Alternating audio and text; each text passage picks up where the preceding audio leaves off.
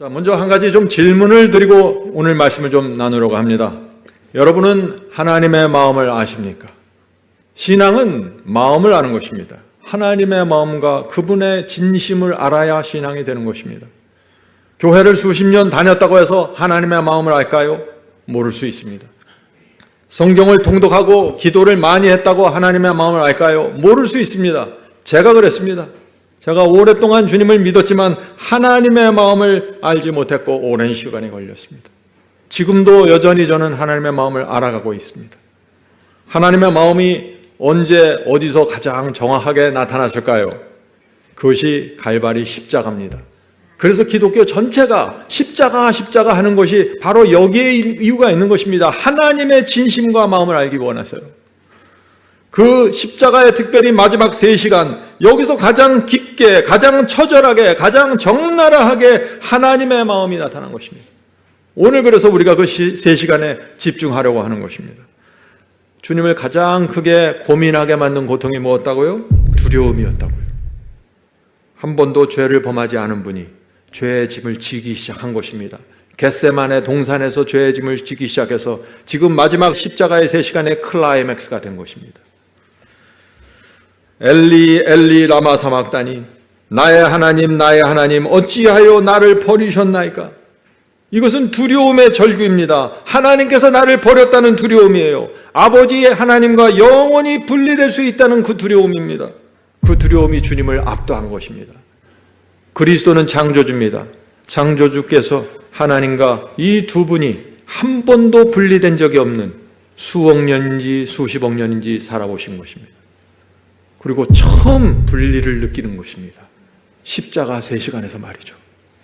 왜요? 인류의 죄를 짊어지셨기 때문입니다. 그때부터 온전히 짊어지시는 것입니다. 성경은 말하기를 죄의 싹은 사망이라고 말합니다. 죄의 싹은 사망이다. 예수께서 우리 죄를 용서하려면 우리가 범한 죄의 싹을, 그 값을 치루어야 합니다. 그 치루려면 사망해야 된다는 것입니다. 내가 죄를 범하고 내가 사망해야 되는데 그리스도께서 나를 위해서 사망했다는 것입니다. 그럼 이 사망이 어떤 사망인가? 성경은 첫째 사망과 둘째 사망을 말하고 있죠. 자, 성경 주석 로마서 6장 23절을 보겠습니다. 사망의 의미입니다. 여기서 사망은 영생과 대조되는 것이므로 바울은 특별히 영원한 죽음, 즉 둘째 사망을 언급하고 있다. 죄의 싹은 사망이다 할 때 그 사망은 둘째 사망이다. 마지막 멸망시에 죄인들은 그들이 고의로 선택한 결과를 받게 될 것이다. 죄의 값은 뭡니까? 둘째 사망입니다. 어떤 죄를 범해야 둘째 사망으로 들어가죠? 어떤 죄를 범해야? 여기 나와 있잖아요. 고의로 선택한 죄입니다. 알면서 의도적으로 선택한 죄입니다. 태어난 죄가 아니에요. 무엇을 느낀 것이 아닙니다. 나도 모르게 무엇을 생각한 것이 아니라 내가 알면서 의지적으로 의도적으로 그것을 선택한 그 죄를 말하는 것입니다. 성령께서 내 양심 속에서 하지 말라고 했는데 내가 그것을 고집하면서 결정한 그 죄를 말하는 것입니다. 그 죄는 둘째 사망이라고요. 그 죄가 없어지려면 반드시 그리스도께서 그 죄를 대가를 지불하셔야만 했다는 것입니다. 그래서 예수께서 십자가에 달리신 죄의 값은 뭐냐? 둘째 사망의 죄의 값을 받은 것이다.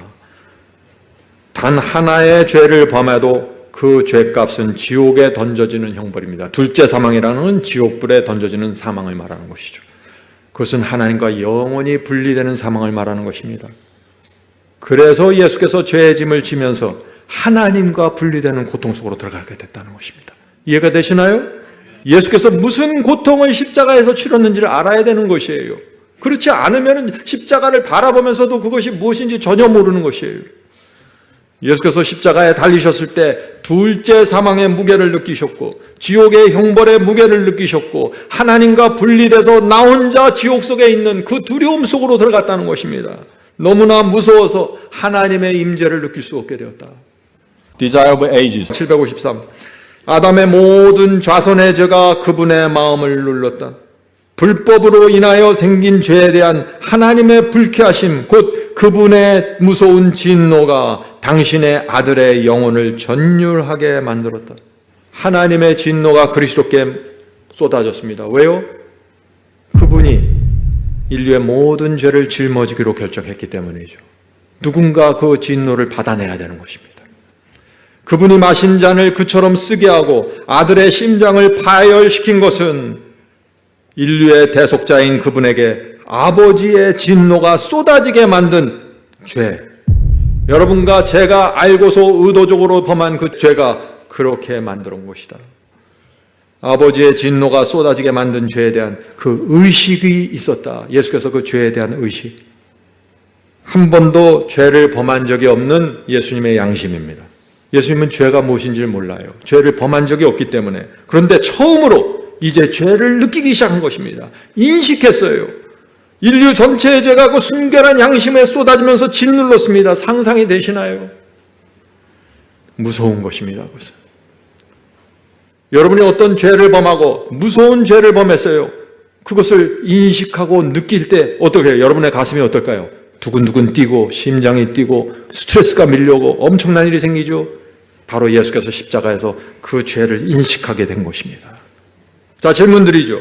하나님께서 진노의 잔에서 단 한 방울에도 감하셨습니까? 감해 주셨어요, 형벌을? 아니에요. 한 방울도 감해 주지 않았어요. 진노 있는 그대로 주님의 영혼 위에 쏟아졌어요. 그래서 예수께서는 십자가 창에 찔려서 돌아간 게 아니라 그 진노를 받아내면서, 공의를 받아내면서 심장이 터져서 돌아가신 것입니다. 예수께서 왜 그 진노의 잔을 그렇게 끝까지 마셔야 됩니까? 왜 하나님의 공의가 예수께 온전히 퍼부어져야 됩니까? 우리 죄를 용서하려면 그 방법 외에는 없는 거예요.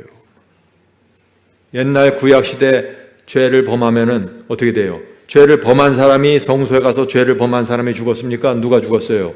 어린 양이 죽었잖아요. 죄는 내가 범했는데 어린 양이 번제단에서 죽는 것입니다. 똑같은 것입니다.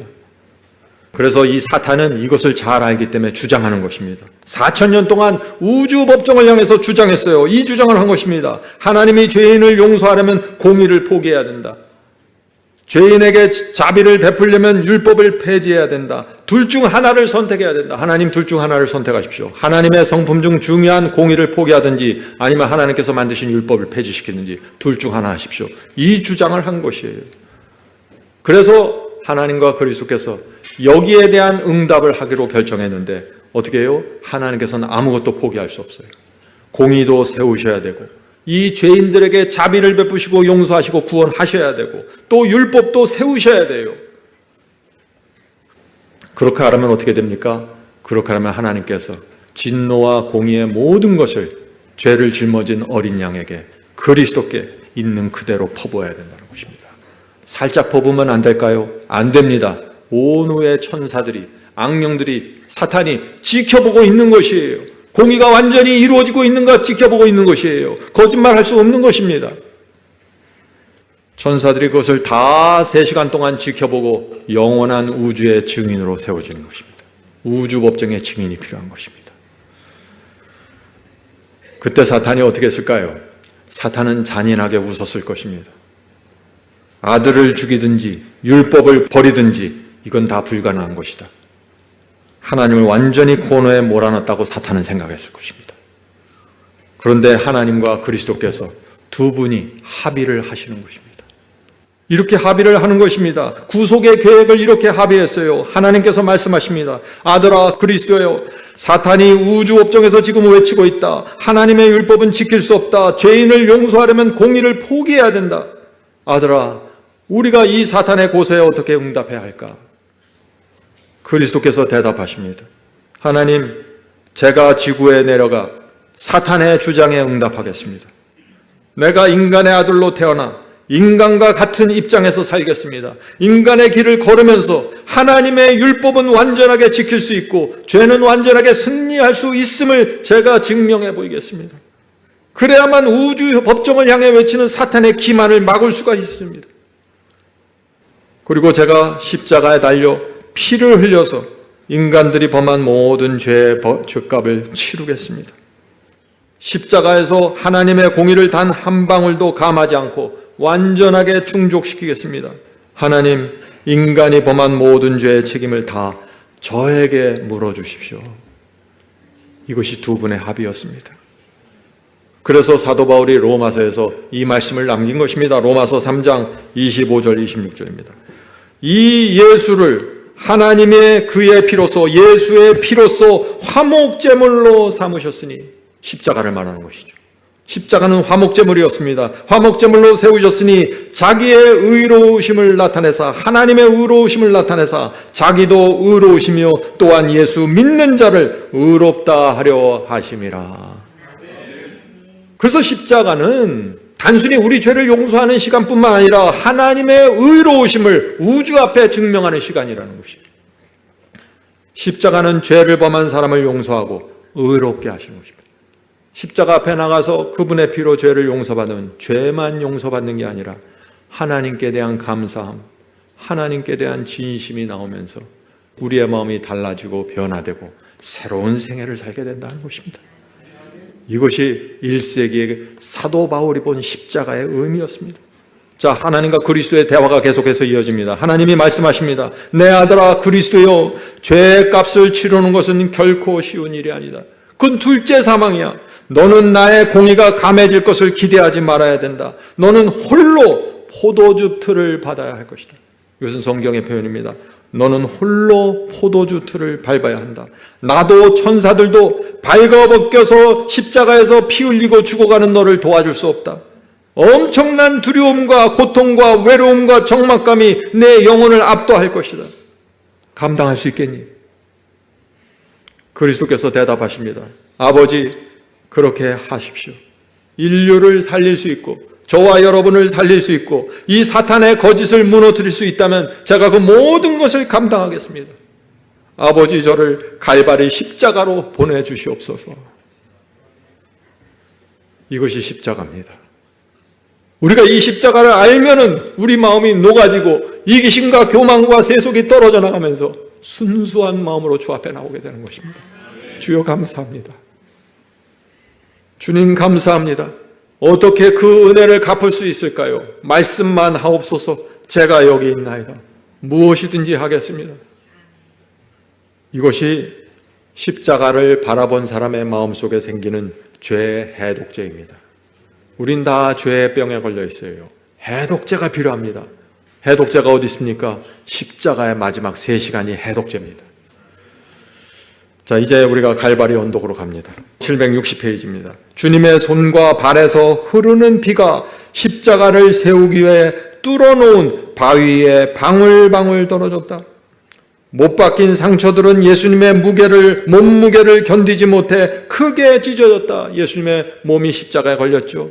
못이 박혀 있습니다. 그 십자가를 세우기 위해서 그 바위 언덕 위에 크게 십자가를 내리꽂았던 것입니다. 그때 온몸의 무게 때문에 이 십자가에 박힌 구멍들이, 상처들이 크게 벌어졌다 하는 그 말씀이죠. 주님의 영혼이 세상의 죄짐에 눌려 헐떡일 때 몰아쉬는 호흡은 점점 빠르고 깊어만 갔다. 이 모습을 봐야 된다는 것입니다. 이 모습을 봐야 내 마음속에 있는 세속이 떨어져 나가고 이 세상에 대한 미련이 사라지면서 하나님 감사합니다. 하늘 도성 향해 나가겠습니다. 자, 질문 드리죠. 주님께서 십자가에서 받으신 고통 중 가장 큰 것은 무엇일까요? 몸의 고통입니까? 영혼의 고통입니까? 영혼과 양심의 고통이라는 것입니다. 왜 그럴까요? 고린도후서 5장 21절입니다. 하나님이 죄를 알지도 못하신 예수로 우리를 대신하여 죄를 삼으신 것은, 죄는 무서운 것입니다. 단 하나의 죄를 범해도 우리의 양심이 고통을 받는데 그 수많은 죄들이 예수를 엄습한 것입니다. 짊어지신 것이에요. 그래서 예수님의 양심과 영혼이 말할 수 없는 큰 고통에 짓눌리게 됐다. 753페이지에 이런 말씀이 나오는 것입니다. 아담의 모든 좌선의 죄가 그분의 그리스도의 마음을 눌렀다.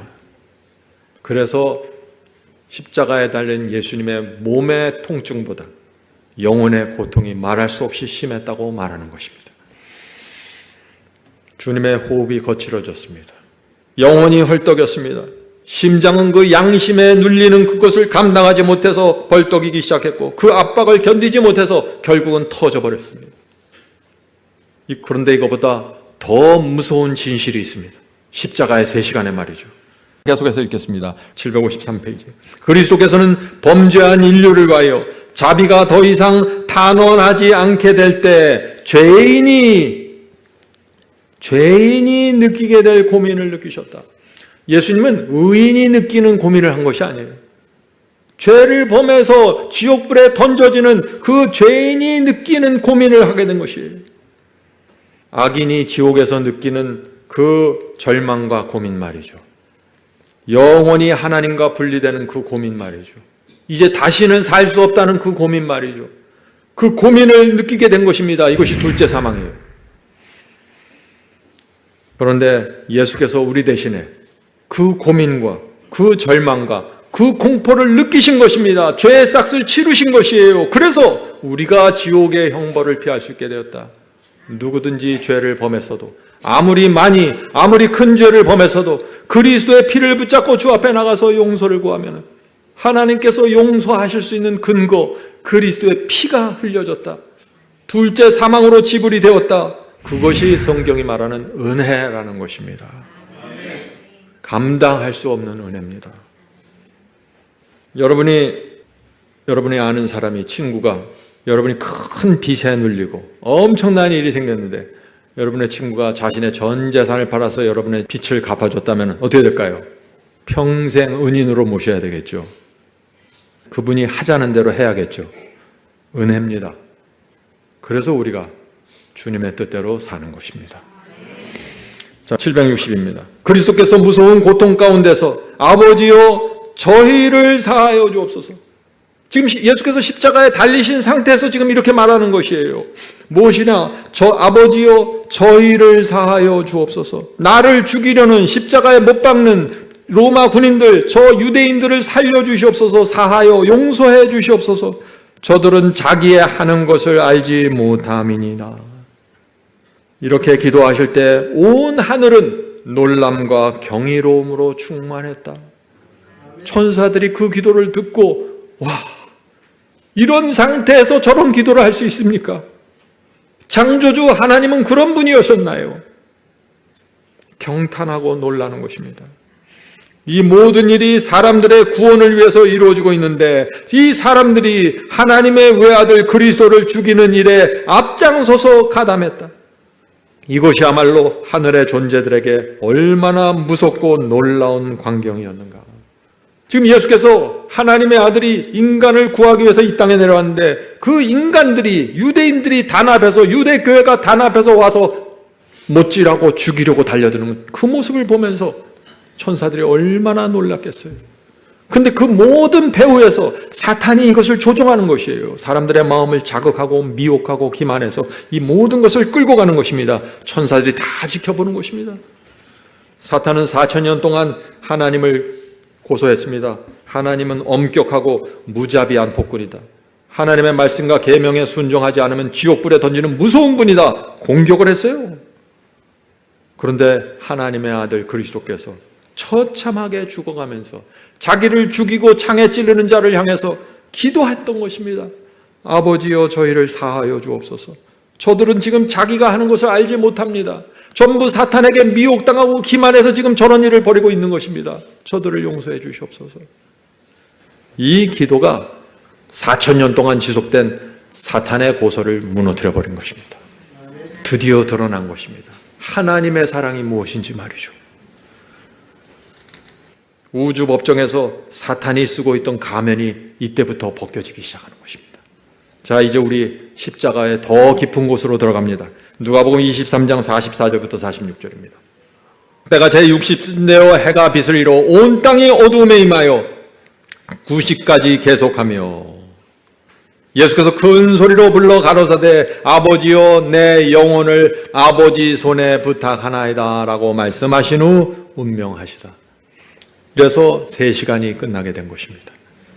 성도 여러분, 이제 우리가 이 3시간 동안 무슨 일이 어떻게 벌어졌는지 우리가 살펴보는 것입니다. 753입니다. 천사들은 놀람과 충격으로 구주의 절망적인 고민을 목격하였다. 하늘 천사들은 그 무서운 광경에서 그들의 얼굴을 가렸다. 하늘 천사들은요, 십자가에서 돌아가시는 이 예수님의 참담함을 보고 그분의 고민과 고뇌를 보면서 참아볼 수 없어서 얼굴을 가렸다고 그랬어요. 여러분들은 여러분들의 자식과 가족이 그런 처참한 상태로 죽어가는데 두 눈 뜨고 볼 수 있겠어요? 그런 상황이라는 것이에요. 그럼에도 불구하고 오늘날 그리스도인들이 십자가 앞에 나가서 회개하지 않는 거예요. 하늘의 천사들도 볼 수 없는 그 장면을 앞에 놓고 말이죠. 그래서 제가 십자가 설교를 하는 것입니다. 무생물에게도 모욕을 당하시고 숨을 거두시는 창조주에게 동정을 표했다. 태양은 이 무서운 광경을 보기를 거절했다. 세상을 밝게 비추고 있던 한낮의 태양이 그때 갑자기 없어진 것처럼 보였다. 장례식 휘장 같은 칠흑 같은 어두움이 십자가를 덮었다. 자, 여기서 질문 드립니다. 하나님께서 왜 십자가의 마지막 3시간을 캄캄한 어둠으로 덮으셨을까요? 하는 질문입니다. 754에 이렇게 설명합니다. 그 짙은 어둠으로 인하여 하나님의 임재가 가려졌다. 왜 어둠이 몰려왔다고요? 하나님의 임재를 가리우기 위해서요. 하나님께서는 어두움으로 장막을 만드시고 당신의 영광을 인간들의 눈으로부터 감추었다. 왜 인간이 보지 못하게 캄캄하게 만들었을까요? 왜냐하면 하나님의 영광이 있는 그대로 나타나면 어떻게 돼요? 군병들도, 조롱하는 군사들도, 군중도, 채찍을 휘두른 자도 다 그 자리에서 죽어버립니다. 하나님의 영광이 그대로 나타나면요. 그래서 암흑으로 하나님의 영광을 가리운 것입니다. 다시 말해서 하나님께서 이 사람들로 하여금 주님을 매달아 죽일 수 있도록 상황을 만들어 주신 것이에요. 자신의 모습을 감추고 너희는 이제 내 아들을 죽여야 된다. 니들이 할 수 있는 최대한 다해서 죽여봐. 기회를 내주신 거예요. 자리를 마련하신 것입니다. 왜요? 아들이 죽어야 인류가 용서받을 수 있는 길이 열리기 때문이죠. 십자가는 그래서 사랑이라고 말하는 것입니다. 하나님의 마음이 보이십니까? 하나님의 마음을 보아야 돼요. 우리의 구원과 이 우주의 안전을 위해서 사탄의 고소를 막기 위해서 3시간의 어둠을 허락하시면서 사람들이 마음대로 하나님의 아들을 조롱하고 죽이게 허락하셨다. 사랑이다라는 것입니다. 자, 이제 중요한 질문을 드립니다. 십자가의 어둠 안쪽에서 누가 무엇을 보고 있었습니까? 754. 하나님과 그의 거룩한 천사들은 십자가 곁에 계셨다. 어둠으로 가렸지만 다 그 자리에 있었다는 것입니다. 어둠 바깥에는 인간들이 있었어요. 어둠 안쪽으로 들어오면 어떻게 돼요? 하늘이 있었다는 것입니다. 온 우주의 존재들이 그 어둠 속으로 들어와서 지켜보는 것입니다. 무엇을 왜 지켜봤을까요? 하나님, 거룩한 천사들, 그리고 사탄과 그의 악령들이 모두 십자가 갈바리 앞에 모여서 지켜보았어요. 왜요? 하나님께서 약속하신 그대로, 말씀하신 그대로 모든 것이 이루어지는가? 공의가 정말 정확하게 세워지는가? 죄의 대가가 정말 지불되는가? 사탄도 악령들도 다 지켜봐야 되는 것입니다. 우주 법정입니다. 우주 법정에 지금 놀라운 중요한 증거가 제시되고 있는 상황이에요. 그리스도께서는 그 무서운 시간에 아버지의 임재하심에 오는 어떤 위로를 받지 못했다. 주님께서는 홀로 포도즙 틀을 밟으셨으며 백성 가운데 그분의 고통과 함께 한 사람도 하나도 없었다. 자, 주님께서 홀로 포도즙 틀을 밟으셨다. 이것을 확인하게 해서 온 우주가 모인 것이에요. 자, 질문 드립니다. 홀로, 이 홀로라는 단어가 무엇을 의미합니까? 홀로, 3가지의 고립된 상황을 말하는 것입니다. 첫째, 사람의 어떤 동정과 도움도 없었습니다. 십자가 아래 어머니 마리아가 함께 있었지만 그 여인은 십자가의 의미를 전혀 몰랐어요. 아들을 전혀 도와줄 수도 없었습니다. 둘째, 천사들이 도와줄 수 없었습니다. 겟세마네에선 천사가 하늘에서 내려왔어요. 십자가는 아닙니다. 여긴 누구도 도움을 줄 수 없는 곳이에요. 십자가 3시간 동안 천사들은 지켜만 보았습니다. 셋째, 심지어 하나님의 임재와 위로도 전혀 없었습니다. 이것은 지옥 속에 들어가서 악인들이 홀로 하나님의 진노를 받는 그 경험을 그리스도께서 대신 감당하고 죄의 값을 지불하셨다는 것입니다. 여러분이 범한 죄를 놓고서 이 죄를 용서해달라고 기도할 때 그 죄값을 이렇게 치루었다는 것입니다. 십자가에서. 자, 질문드리죠. 왜 예수께서 홀로 포도즙틀을 밟으셔야 했습니까? 천사 한 명만 도와줘도 고통이 가벼워졌을 텐데 왜 어떤 도움도 허락되지 않았습니까? 이제 여러분들 이 답을 이해하시겠죠. 이 질문은 우주 법정에서 바라봐야 돼요. 만약 천사들이 도왔다면, 만약 하나님께서 도왔다면 사탄이 가만히 있었을까요? 그럴 수 없죠. 사탄이 난리를 쳤을 것입니다. 이렇게 외쳤을 것이에요. 보십시오. 결국 도움이 주어졌습니다. 공의가 완전히 충족되지 않았습니다. 죄를 범한 사람에게는 공의가 내려와야 되는데 돕고 있습니다. 이건 공의가 아닙니다. 결국 하나님은 자비를 베풀기 위하여 공의를 한 발자국 양보했습니다. 내가 4000년 동안 외쳐왔던 주장이 바로 이것입니다. 하나님은 공정하지 않습니다. 보좌에서 내려와야 됩니다. 이것을 사탄이 주장할 수 있기 때문에 누구도 돕지 못하고 도울 수도 없고 그 상황 속에서 주께서 홀로 인류의 죄를 짊어지고 홀로 포도즙틀을 밟아다는 것입니다. 이것이 3시간이에요. 그래서 우리가 이 3시간의 어둠 속에서 있었던 일을 보아야만 사람들은 회개하고 이것을 보아야만 교만이 무너지고 세상이 떠나간다는 것입니다. 자, 질문드리죠. 주께서 홀로 포도즙틀을 밟으셨다는 사실이 우주법정에서 무엇을 입증합니까? 홀로 포도즙틀을 밟는 이 사실 때문에 하나님께서는 의로우시고 하나님께서는 정당하시고 공의롭다는 사실이 입증된 것입니다. 그리고 4000년 동안 사탄이 외쳤던 고소가 무너진 것입니다. 하나님의 공의가 조금도 감해지지 않는 그 모습을 보면서 하나님을 다시 보게 되는 것입니다. 그리스도의 희생을 다시 보게 되는 것입니다. 율법은 반드시 지켜져야 된다는 우주의 원칙이 보존된 것입니다.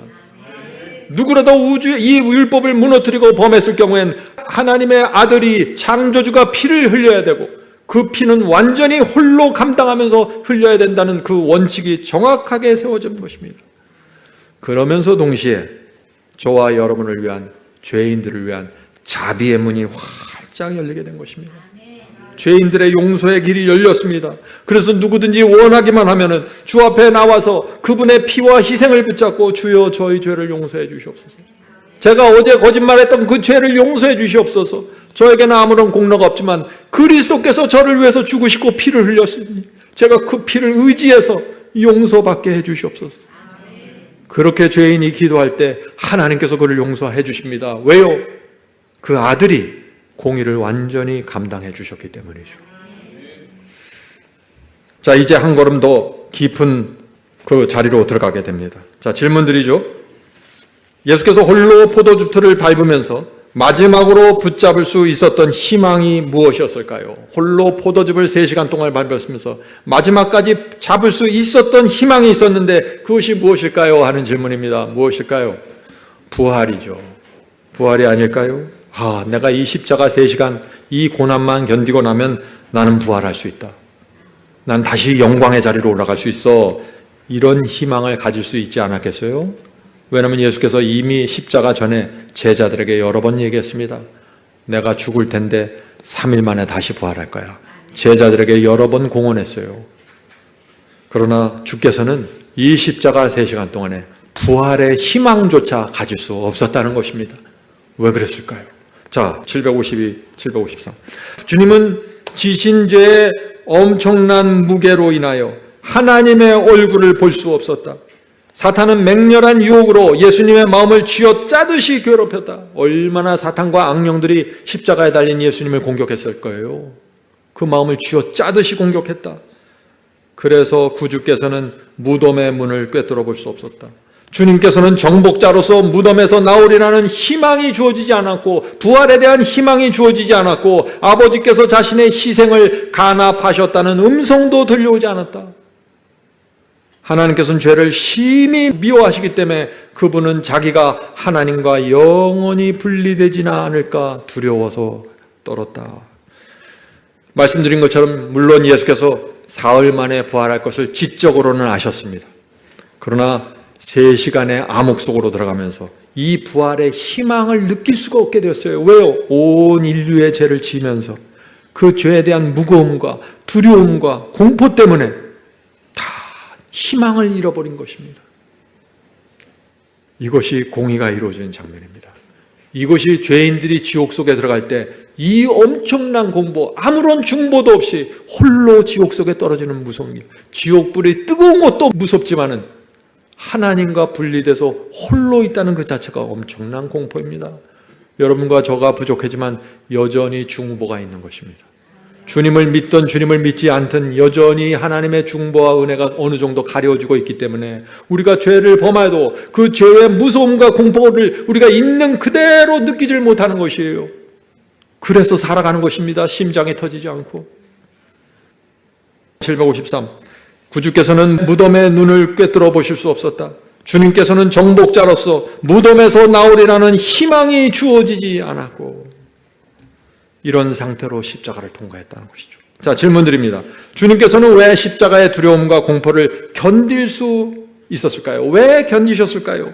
부활의 희망도 없고 하나님 아버지의 음성도 들리지 않고 영원한 분리의 두려움이 몰려왔는데 왜 주께서 끝까지 십자가에 매달려 계셨을까요? 예수님은 하나님이십니다. 원하시기만 하면 그 즉시 군병들을 다 죽여버리고 하늘로 올라가실 수 있는 하나님 창조주 하나님이셨어요. 그런데 올라가지 않았습니다. 끝까지 공의의 마지막 한 방울까지 다 채웠습니다. 왜 그러셨을까요? 사랑입니다. 두 가지 이유가 있습니다. 첫째는 우리를 향한 사랑이죠. 중간에 포기하고 십자가에서 내려오시고 하늘로 올라가면 어떻게 돼요? 이 지구에 단 한 사람도 구원을 받을 수가 없는 것입니다. 인류 전체는 멸망입니다. 그것을 그리스도께서 아시기 때문에 계속해서 거기에 남아 계신 것이에요. 둘째, 대쟁투와 우주의 안전입니다.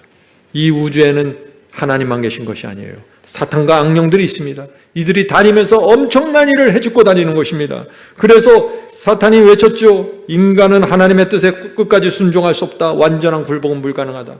사탄의 이 주장이 거짓이라는 걸 드러내기 위해서 그리스도께서 아버지의 뜻을 이루면서 마지막 3시간을 보내시는 것입니다. 예수께서 포기하시고 중간에서 내려오시고 하늘로 올라가시면 어떤 일이 생깁니까? 다 끝나는 것입니다. 피조물의 모든 소망은 사라집니다. 그래서 예수께서 나의 하나님이여 어찌하여 나를 버리시나이까 하는 이런 절망과 두려움의 절규를 하지만은, 그리고 하나님께서 그 얼굴을 돌리고 외면할 수밖에 없는 것입니다. 이런 상황 속에서 3시간이 가는 것입니다. 저와 여러분을 구원하기 위해서 말이죠. 사탄을 완전히 잠재우고 무너뜨리기 위해서 말이죠. 십자가는 구약 성경에 수십 번 예언되어 나오는 것입니다. 1000년 전에 다윗이 십자가의 그 상황을 계시로 보고 시편에 기록합니다. 자, 시편 21편 1절입니다.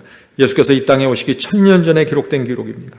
내 하나님이여, 내 하나님이여, 어찌하여 나를 버리셨나이까? 십자가에서 외친 주님의 그 말을 그대로 계시로 보고 예언을 해놓은 것입니다. 어찌 나를 멀리하여 돕지 아니하시며 내 신음하는 소리를 듣지 아니하시나이까? 주께서 신음하시는데 하나님께서 외면하고 듣지 않고 모른 척 하셨어요. 공의를 모두 이루기 위해서 말이죠. 시편 26편 16절입니다. 개들이, 성경에서 개들이라는 악인들을 말하는 것입니다. 개들이 나를 애워싸며 악한 무리가 나를 둘러 내 수족을 내 손과 내 바리를 찔렀나이다. 십자가에 못질한 그것을 지금 1000년 전에 이렇게 예언해 놓았죠. 하나님께서 왜 이 1000년 전에 이 계시를 다윗에게 보여주셨을까요? 십자가는 온 우주의 운명이 걸린 3시간입니다. 그래서 1000년 전부터 계속해서 계시를 통해서 예언을 통해서 성경에 기록해 놓고 사람들이 그 일이 벌어졌을 때 이것이 구약 성경에 나와 예언했던 그 사건이 이루어지는구나 알 수 있도록 하기 위해서죠. 성도 여러분, 십자가를 바라보는 말을 기독교 전체에서 하고 있잖아요. 십자가를 바라보세요. 바라보세요. 뭘 바라보라는 거예요? 뭐를? 십자가의 마지막 3시간을 보라는 것이에요. 그런데 십자가의 3시간에 대해서 말해보라면 아무도 대답하지 못해요. 이것이 무서운 미혹입니다. 우리는 주님을 향해 고백해야 됩니다. 주님, 저희가 갈바리의 3시간을 잊지 않겠습니다. 누가 뭐라고 해도 하나님을 위한 증인으로 살겠습니다. 십자가의 3시간에 대한 그 사랑과 공의와 그 완전하심에 대한 증인으로 저희가 살겠습니다. 왜요? 우리는 보았기 때문에 말이죠. 마태복음 27장 46절입니다. 제9시쯤에 예수께서 크게 소리질러 가라사대 엘리 엘리 라마 사막다니 하시니 이는 곧 나의 하나님 나의 하나님 어찌하여 나를 버리셨나이까 하는 뜻이라.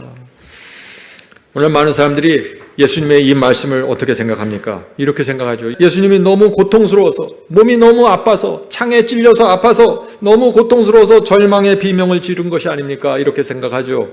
아니라는 것입니다. 예수님의 입에서 나온 말씀을 잘 보세요. 주님의 입에서 마지막 나온 말이 뭡니까? 엘리 엘리입니다. 나의 하나님 나의 하나님. 중요합니다. 주님께서 가장 절망적인 순간에 나의 하나님이라고 부르신 것입니다. 하나님, 제 눈에 보이는 상황은 이렇게 말도 안 되고 하나님께서 외면한 것처럼 느껴지고 도무지 부활의 희망조차 느낄 수 없는 이런 엄청난 상황이지만 하나님은 여전히 나의 하나님입니다. 이것을 예수의 믿음이라고 부르는 것이에요. 나를 버리신 하나님이 아니라 나와 멀리 멀어진 하나님도 아닙니다. 끝까지 나의 하나님을 외치면서 돌아가셨어요. 이것이 예수의 믿음입니다. 성도 여러분, 오늘 우리가 예수의 믿음을 배워야 합니다. 이것이 도대체 무슨 믿음인지 말이죠. 756. 표면상으로는 하나님께 버림받으신 것 같은 그리스도께서는 무서운 암흑 중에서 인간이 마셔야 될 고통의 잔을 남김없이 마셨다. 이 무서운 시간 동안 주님은 이제까지 그분에게 주셨던 하나님의 간합하심에 대한 증거에 의지하였다. 그 3시간 동안 아무것도 보이지 않는 암흑이고 하나님이 외면하는 거 보이지만 과거에 33년을 살아오면서 하나님과 교제했던 그 추억과 그 기억을 감고 오는 것입니다. 하나님의 품성은 이렇지, 하나님의 사랑은 이런 거야. 나는 지금은 느낄 수 없고 감각을 할 수도 없지만 과거에 내가 하나님과 가졌던 그 교제와 그 진리를 보면서 기억하면서 믿음을 행사하고 통과한다는 것입니다. 이것이 뭐예요? 이것이 예수의 믿음이라는 것입니다. 주님은 하나님의 품성을 잘 알고 계셨으며 그분의 공의와 자비와 크신 사랑을 이해하고 계셨다. 주님은 자기가 즐겨 순종하던 하나님을 믿음으로 의지하였다. 믿음으로 그리스도께서는 승리자가 되셨다. 성도 여러분, 이 한 말씀이 십자가 전체의 정점입니다. 믿음으로 그리스도께서 승리자가 되셨다. 지금 상황을 보면은 믿을 수가 없어요. 피가 터져 나옵니다. 아파요. 두렵고 절망적인데 하나님은 느낄 수도 없어요. 도와주는 천사 한 명도 나타나지 않아요. 지금 이 상황에서 무엇을 믿을 수가 있겠어요? 그러나 하나님의 성품과 그분의 사랑을 기억하면서 과거에 내가 느끼고 감각하고 붙잡았던 그 하나님을 기억하면서 믿음으로 이 상황을 통과하는 것입니다. 이것을 믿음이라고 하는 것입니다. 여러분의 상황만 보면 안 돼요. 망했으면 망한 상황만 보면 안 됩니다. 아프면 아픈 상황만 보면 안 돼요. 그 이전에 하나님과 내가 함께했던 그 시간을 기억하면서 그때 하나님께서 내 인생을 어떻게 인도하셨나 그것을 기억하면서 믿음으로 그 어두운 상황, 암흑과 같은 상황을 통과하는 것이다. 이것을 예수의 믿음이라고 한다는 것입니다. 질문 드립니다. 예수의 믿음이 마지막 시대에 우리에게 어떤 의미입니까? 자, 이제 우리의 문제입니다. 예수의 믿음은 마지막 시대 14만 4천 여자의 후손의 정체성입니다. 자, 요한계시록 14장에 그 말씀이 나오죠. 요한계시록 14장 11절 12절입니다. 짐승과 그의 우상에게 경배하고, 자, 성경 계시록의 마지막 환란을 짐승의 환란이라고 합니다. 지금 그 상황을 얘기하는 거죠. 짐승과 그의 우상에게 경배하고 그 이름의 표를 받는 자는 누구든지 밤낮 쉼을 얻지 못하리라 하더라. 이런 엄청난 상황이 있고 짐승의 표를 다 받는, 강요받는 그런 상황인데 그때 하나님의 백성이 나타나는데 그들의 특징이 무엇인가? 성도들의 인내가 여기 있나니 그들은 하나님의 계명과 예수의 믿음을 지키는 자니라. 바로 이것입니다. 마지막 환란에서 승리하는 성도들의 두 가지 특징 뭡니까? 하나님의 계명을 지키고 예수의 믿음을 갖고 있는 자들입니다. 예수의 믿음이 그렇다면 무엇인가요? 이것이 가장 극명하게 나타난 것이 십자가의 3시간이에요. 예수의 믿음은 예수를 믿는 믿음도 포함되지만 예수께서 갖고 계셨던 그 믿음을 말하는 것입니다. 주께서 나의 하나님을 부르는 그 순간이었습니다. 도무지 하나님이 보이지도 않고 느끼지도 않고 절망 속에 있는데 여전히 나의 하나님, 나의 하나님을 외친 그 순간을 예수의 믿음이라고 말하는 것입니다. 자, 질문 드리죠. 예수의 믿음이 마지막 시대 이 14만 4천 여자의 후손들에게 결정적으로 중요한 이유가 무엇입니까? 예수의 믿음이 있어야 승리하는 것이죠. 마지막 시대 성도들은 사형 명령이 떨어지는 그 시간을 통과하는 사람들입니다. 7장이 쏟아지는 시간을 통과합니다. 하늘에 중보자가 없는 시간을 통과합니다. 더 이상 용서가 없을 때 승리해야 되는 사람들이에요. 예수의 믿음이 절대적으로 필요하다는 것입니다. 상황을 보면 절망입니다. 모든 인간적인 도움이 다 끊어지는 것이에요. 마지막 환난은. 그때도 여전히 내가 전혀 느낄 수 없고 감정적으로는 용납되지 않지만은 예수의 믿음을 붙잡고 통과하는 것입니다. 하나님께 대한 믿음을. 그분의 사랑과 그분의 성품과 그분은 나와 함께 하신다는 그 확신을 갖고 통과하는 것입니다. 예수의 믿음입니다. 여러분, 여러분의 살면서 감정의 어두움이 밀려오고 절망이 밀려올 때가 있습니다. 장사가 안 되고 건강이 안 좋고 직업이 흔들리고 하나님께서 나와 함께 하지 않는 것 같은 그런 느낌이 올 때가 있어요. 기도했는데 응답도 없습니다. 하나님이 안 계신 것 같은 느낌이 몰려옵니다. 그때 필요한 것이 뭐예요? 예수의 믿음입니다. 예수의 믿음입니다. 그것이 느낌이 오고 증거가 있고 상황이 잘 풀려가면은 뭐가 믿음이 필요해요? 그건 세상 사람들도 잘 사는데 예수의 믿음이에요. 오늘날 주의 백성이 진리를 너무나 쉽게 타협합니다. 이것 때문에 저것 때문에 쉽게 뒷걸음질합니다. 잊지 마세요. 부활의 소망마저 없을 때, 전혀 보지 못했을 때 홀로 포도즙 틀을 밟은 예수님의 사랑과 희생을 보아야 합니다. 예수님의 믿음이 무엇인지 기억해야 돼요. 요한복음 19장 30절입니다. 예수께서 신 포도주를 받으신 후에 이르시되 다 이루었다 하시고 머리를 숙이니. 자, 질문 드립니다. 예수께서 돌아가시는 마지막 장면이죠. 갈바리에서 다 이루었다 선포했는데 왜 사탄은 아직도 활동하고 있습니까? 다 이루었으면 거기서 대쟁투가 끝나야지. 왜 사탄이 십자가 이후에도 여전히 활개치고 지금 돌아다니면서 사람들을 이렇게 괴롭힙니까?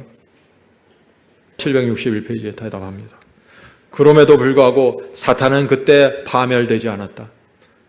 천사들은 그때도 대쟁투에 포함되어 있는 모든 것을 다 깨닫지는 못했다.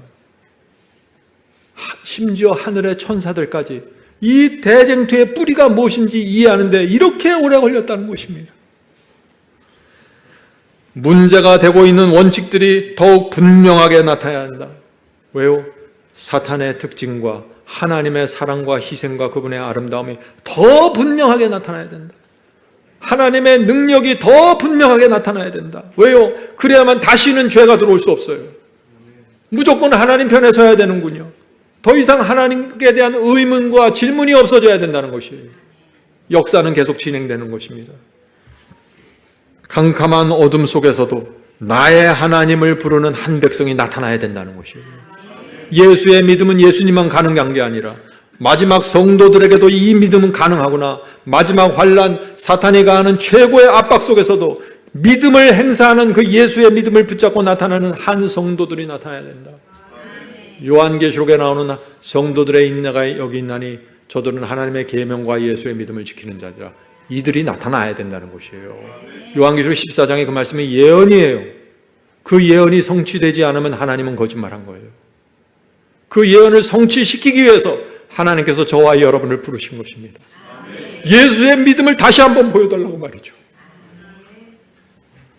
인류를 위해서도 사탄은 계속 존재해야 한다. 인류는 자기가 섬길 자를 선택해야 된다. 하늘은 선택했어요. 그래서 하늘에서 악한 천사들이 다 쫓겨난 것입니다. 두 무리로 나눠졌어요. 이제는 인간이 선택해야 될 차례다. 내가 정말 하나님을 선택할지 믿을지 말이죠. 히브리서 12장 1절입니다. 갈바리의 예수님의 믿음이 마지막 시대 14만 4천으로 어떻게 이어지는가 히브리서에 나옵니다. 히브리서 12장 1절입니다. 이러므로 우리에게 구름같이 허다한 증인들이 있으니 모든 무거운 것과 얽매기 쉬운 죄를 버리고 인내로써 우리 앞에 당한 경주를 하며. 자, 여기 허다한 증인들이 있다 그랬죠?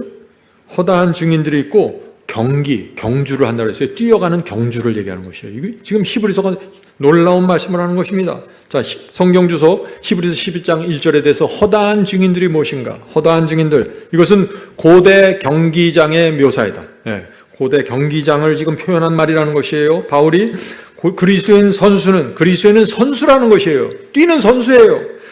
모든 시대의 신실한 자들의 눈이 이제 오로지 그에게 고정되어 있음을 의식한다. 마지막 시대 성도들이 경기장에서 마지막 경주 뛰어가는데 모든 시대, 과거에 죽었던 에덴 동산 이후에 살았던 모든 신실한 성도들이 그 경기장에 들어와서 지켜보고 있다는 것이에요. 이렇게 묘사한 거예요, 지금. 마지막 주자가 뛰어가는 것을 보고 있다는 것입니다. 그들이 왜 뛸까요? 이 허다한 증인들은 누구입니까? 이 히브리서 12장 1절에 나오는 이 허다한 증인들은 히브리서 11장에 나온 믿음의 조상들을 다 통틀어서 허다한 증인이라고 묘사한 것이에요. 히브리서 11장에 믿음의 조상들의 얘기가 나오죠.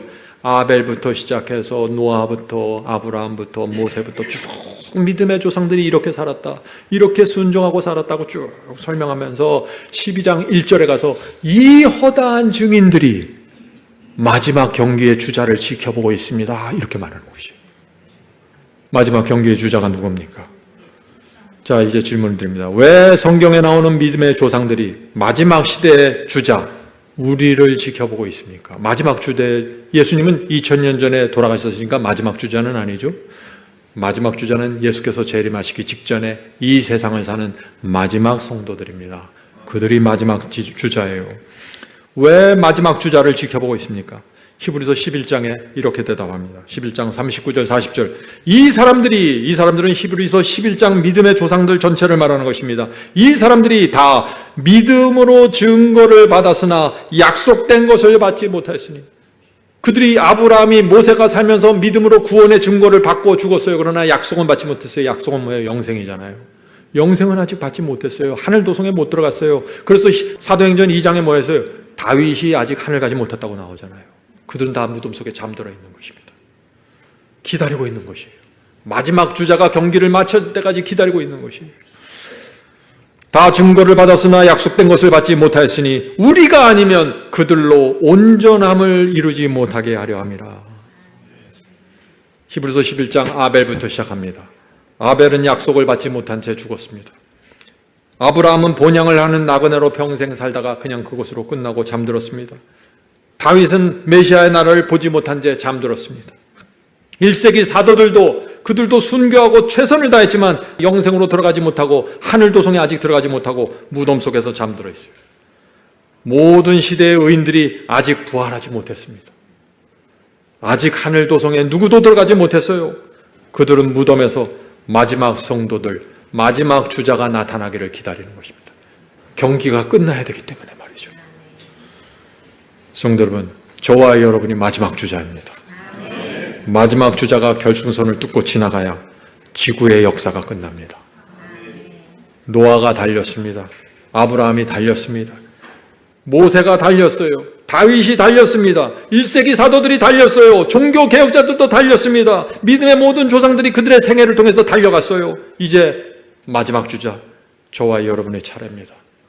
우리도 달려야 됩니다. 그들이 달렸던 것처럼 우리도 달려가는 것입니다. 그래야 끝이 납니다. 우리가 예수의 믿음을 받아서 늦은 빛 성령을 받고 마지막 환난에서 승리하고 사탄의 고사가 완전히 끝장이 나버리고 그때 예수께서 당신의 백성을 구원하기 위해 이 땅에 오시고 그때 온 땅에서 의인들이, 성도들이 부활해서 일어나는 것입니다. 그리고 예수께서 그들을 데리고 하늘 도성으로 돌아가는 것입니다. 이것이 경기가 끝나는 것입니다. 히브리서 12장 2절. 믿음의 주요 또 온전케 하시는 이인 예수를 바라보자. 이는 그 앞에 있는 즐거움을 위하여, 예수님을 바라보는데 저는 그 앞에 있는 즐거움을 위하여 십자가를 참으사 부끄러움을 개의치 아니하시더니. 예수님은 창조주 하나님이세요. 이분이 빨개 벗겨서 뺨을 맞고 채찍을 맞으면서 십자가에 달렸어요. 근데 그 모든 것을 참고 부끄럽지 않게, 부끄러움을 당했지만 부끄럽지 않게 끝까지 참아간 이유가 뭔가? 이유가 뭔가? 그 앞에 있는 즐거움을 바라봤다. 십자가에 달려서 뭘 봤다고요? 그 앞에 있을 즐거움을 봤다. 그 즐거움이 무엇입니까? 언젠가 마지막 주자가 나타날 걸 본 것입니다. 그 마지막 주자가 나타날 걸, 여자의 남은 자손이 나타나서 그들이 하나님의 계명을 지키고 내가 갖고 있는 이 예수의 믿음을 갖고 마지막 환난을 통과할 그 마지막 장면을 보고 우리를 바라보면서 십자가 3시간을 통과한 것입니다. 구름같이 허다한 증인들이 우리를 기다리고 있습니다. 성도 여러분, 힘드십니까? 구름같이 허다한 증인들이 기다리고 있다는 사실을 잊지 마십시오. 마지막 경기를 뛰고 있습니다. 더 이상 십자가의 구경꾼으로 살면 안 됩니다. 예수의 믿음으로 마지막 주자가 되어야 됩니다. 우리 오늘 말씀을 마치면서 우리 모두 다 함께 이 고백을 읽도록 합시다. 자, 제가 읽을 때 같이 읽도록 하겠습니다. 주님, 저희가 여기 있습니다. 주님께서 홀로 당하신 고통과 외로움과 절규를 잊지 않겠습니다.